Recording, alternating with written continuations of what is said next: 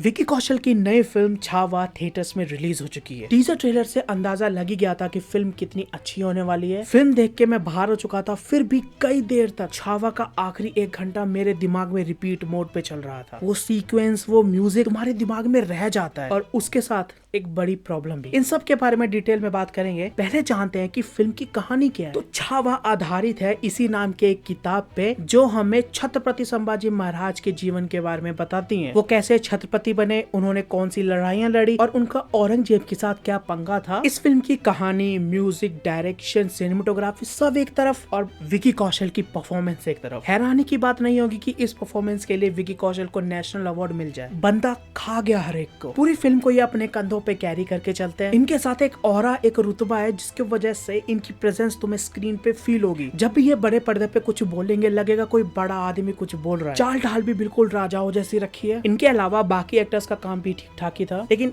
मुझे और ज्यादा की उम्मीद थी। अक्षय खन्ना, जिनको टीजर और ट्रेलर में देख के शॉक हो गए थे, कोई भी पहचान नहीं पाया था, उनकी एक्टिंग भी फिल्म में ठीक ही थी, लेकिन उनके परफॉर्मेंस वाइज मैं और ज्यादा एक्सपेक्ट कर रहा था। पर कैरेक्टर वाइज उनके लिए कुछ स्ट्रॉन्ग लिखा ही नहीं गया था, जिससे उनकी वो परफॉर्मेंस बाहर निकल के आए। फिल्म का म्यूजिक 90% बहुत अच्छा है। इसका मेन थीम बहुत अच्छा लगा मुझे। जब भी वॉर सीक्वेंस में वो बचता है, गूज़बम्प्स आ जा रहे थे। औरंगजेब से रिलेटेड जब भी कोई सीन आ रहा था, उसके लिए एक अलग म्यूजिक इन्होंने चूज किया है, वो फिट बैठता है। बाकी जगहों पे भी अच्छा है। बस फिल्म में कुछ जगह हैं, कुछ सीक्वेंसेस हैं जिसमें music out of the place feel होता है। देख के ऐसा लगता है कि उस सीक्वेंस को किसी और माइंडसेट से शूट किया है और म्यूजिक कोई दूसरा लगा दिया। पर एक चीज कहनी पड़ेगी कि इसका म्यूजिक जितने भी वॉर सीक्वेंस है उनको एलिवेट अच्छे से करती है। काफी अलग अलग तरीके के वॉर सीक्वेंसेस है, उनको दिखाया अच्छे से है, क्लीन है, ताकि तुम दोनों तरफ के सेनाओं को आइडेंटिफाई कर सको, जिससे चल रही लड़ाई अच्छे से समझ में आती है। ये वॉर सीक्वेंसेस पीक करती हैं आखिरी 1 घंटे में। वहाँ एक सीक्वेंस चालू होता है जो आगे आधे घंटे तक लगातार चलेगा। मूवी यहीं पीक करती है। मूवी इसी पॉइंट पे अपना पीक अचीव करती है। यहाँ पे सेट,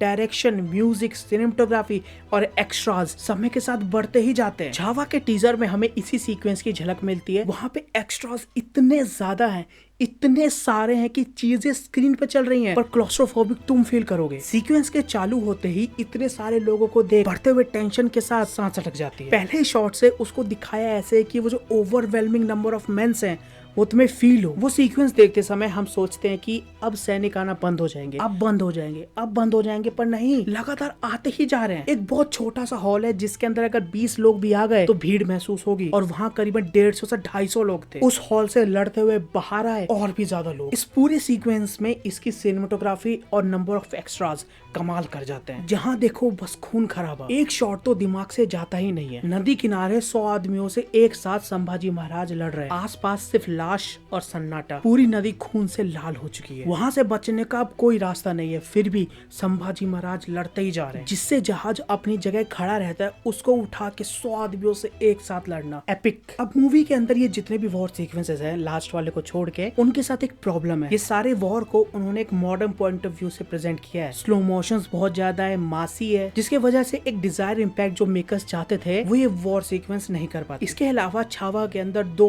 बहुत बड़ी प्रॉब्लम्स है। एक इसकी राइटिंग से रिलेटेड और दूसरा एडिटिंग। राइटिंग में क्या है कि यह फिल्म बहुत ज्यादा रिलाई करती है कि ऑडियंस को इस सब्जेक्ट के बारे में और ये कहाँ टेक प्लेस कर रही है उसके बारे में नॉलेज हो। अगर तुम्हें नहीं पता छत्रपति संभाजी महाराज कौन है, ये कहानी किस जगह की है, वो गाँव कहाँ सिचुएटेड है, तो इस फिल्म का पूरा वॉर वाला आर्क तुम्हारे सर के ऊपर से जाएगा, मेरे सर के ऊपर से गया। मैं संभाजी महाराज को जानता हूँ, पर वो कौन सी लड़ाई कहाँ लड़ रहे हैं, क्यों लड़ रहे हैं, इसकी कोई क्लैरिटी नहीं है। किसी भी बड़े इवेंट को बिल्कुल भी एक्सप्लेन नहीं किया है। फिल्म की शुरुआत और पहले वॉर के पीछे सिग्निफिकेंस उसे क्यों किया गया ये समझ में आया, उसके बाद कोई कॉन्टेक्स्ट ही नहीं। ये फिल्म एक राजा के बायोपिक होने के नाते सारी चीजें तो दिखाती है, लेकिन बस ऊपर मल्टीपल वॉर्स दिखाया है, पर वो कहाँ लड़ाई कर रहे हैं, उसके पीछे की इंपॉर्टेंस क्या है, वो जीत गए उसके बाद हुआ क्या, कुछ नहीं पता। पॉलिटिकल गेम्स भी दिखाने की कोशिश करी है, पर उसको भी स्टैब्लिश नहीं किया। बस कैरेक्टर ले आए, उन्होंने कुछ किया और वो खत्म भी हो गए। इसके अलावा फिल्म एक प्लॉट ट्विस्ट भी फेंकती है, जिसको तुम बहुत पहले ही गेस कर चुके होते हो। फिल्म आगे आने वाली वॉर से पहले जो जो तैयारी होती है उसको एड्रेस जरूर करती है, पर उसमें भी चीजें ऊपर ऊपर से ही चलती है। अगर आगे दिखाए जाने वाले वॉर वो कहाँ हो रही है, इसकी ज्योग्राफी हमें पहले क्लियर हो जाए तो चीजें ज्यादा समझ में आती है। पर चलो ये नहीं, उस वॉर के बाद तुमने क्या जीता, उसकी इंपॉर्टेंस क्या है, ये भी समझा देते तो वो ज्यादा इम्पैक्टफुल होती। फिल्म के अंदर टाइमलाइन को भी अच्छे से एक्सप्लेन नहीं किया गया, किसी तो इवेंट्स के बीच में कितना ज्यादा समय बीत चुका है ये पता ही नहीं चलता। फिल्म खत्म होने वाली होती है और औरंगजेब एक डायलॉग मारता है कि पता नहीं कैसे 9 साल कहाँ बीत गए। तब तुम्हें रियलाइज होता है कि फिल्म जहाँ से शुरू हुई थी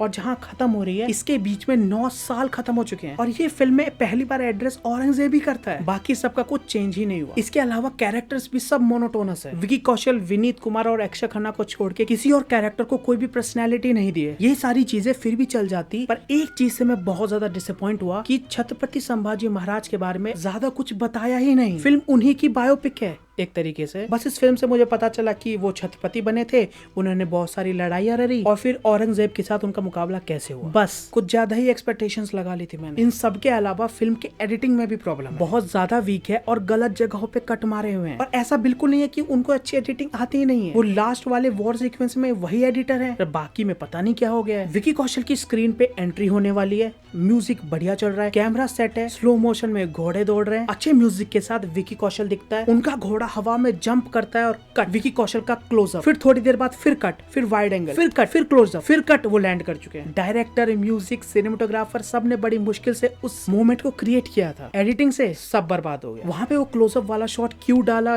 वो भी समझ में आता है, पर नहीं डालना था। ऐसा सीक्वेंस क्रिएट ही क्यों किया? वो होता है ना जब चीजें देखने वाली नहीं होती तो जूम इन कर दो, 2 सेकंड की बात है, किसको पता चलेगा। ये चीज फिल्म में कुछ ही जगहों पर है, पर जहाँ भी है चीजें बिगाड़ देती है। मेरे ख्याल से सबको पता ही होगा कि संभाजी महाराज की कहानी कैसे खत्म होती है। बाकी उनकी लाइफ के बारे में सब कुछ पता ही था, बस मुझे ये देखना था कि उस सीन को मेकर्स कैसे ट्रीट करते हैं। अगर तुम सिर्फ विकिपीडिया पर भी जाके पढ़ोगे कि संभाजी महाराज के साथ क्या क्या हुआ है, तुम्हारे आंख से आंसू निकल जाएंगे। ये चीज देखने के लिए मैं काफी ज्यादा एक्साइटेड था, पर फिल्म ने वो इमोशन लिया, मरोड़ा और डस्टबिन में। फिल्म के क्लाइमैक्स में जितने भी टॉर्चर वाले सीन है उसके अंदर इतने कट मारे हैं, इतने कट मारे हैं कि वो टॉर्चर कभी फील ही नहीं होता। उस पूरे सीक्वेंस में जब भी इमोशन डेवलप होने वाला होता है एक कट मार देते हैं, फिर से वो टॉर्चर वाला सीन आएगा, अंदर से दुख होने वाला होगा, फिर कट मार देंगे। बार बार कट कर करके रश्मिका जी का चेहरा दिखाए जा रहे हैं, वहाँ पे विकी कौशल को टॉर्चर किया जा रहा है, कट यहाँ पे रश्मिका का रिएक्शन दिखा रहे हैं, दोनों आसपास भी नहीं है, कट फिर सब शांत हो गए, कट फिर रात हो गई, कट एक गाना शुरू हो गया, कट फिर टॉर्चर,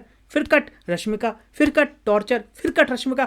हे भगवान, लास्ट में तो मैं पागल हो गया था कि भाई कंटिन्यूअस 10 मिनट के लिए सिर्फ दिखा दो। इस तरीके की एक हार्ट रेंचिंग क्लाइमैक्स का जो इम्पैक्ट होता है उसके तो उन्होंने खटिया खड़ी कर दी। आजकल यूट्यूब पे हम लोग अपशब्द इस्तेमाल नहीं कर सकते, जानते हो क्या क्या हो रहा है। बहुत सरल और प्यारे शब्द में कह रहा हूँ, ऐसा क्यों किया भाई? वहाँ पे मैं इमोशनल फील करने गया था, दुख फील करने गया था, पर आया तो बस गुस्सा। पूरी कहानी का नाटकीय रूपांतरण कर दिया, चलता है। पूरी फिल्म में सभी कैरेक्टर्स चिल्लाए जा रहे हैं, चलता है। वॉर में स्लो मोशन है, मासी टच दिया है, वो भी चलता है, पर इतने कट, हे भगवान। तो ओवरऑल कहूँ तो विकी कौशल की छावा एक अच्छी फिल्म है। हाँ, इसकी अपनी खुद की प्रॉब्लम्स हैं, पर एक काफी इम्पैक्टफुल फिल्म है। इसके क्लाइमैक्स में जो जो हुआ है तुम्हें सोचने पे मजबूर कर देगा। तो अगर तुम्हें देखने का मन है तो इसको मिस मत करना। तो ये थे मेरे थॉट्स इस फिल्म को लेके। तुम्हारे क्या ओपिनियन नीचे कमेंट्स में बता देना, एंड सब्सक्राइब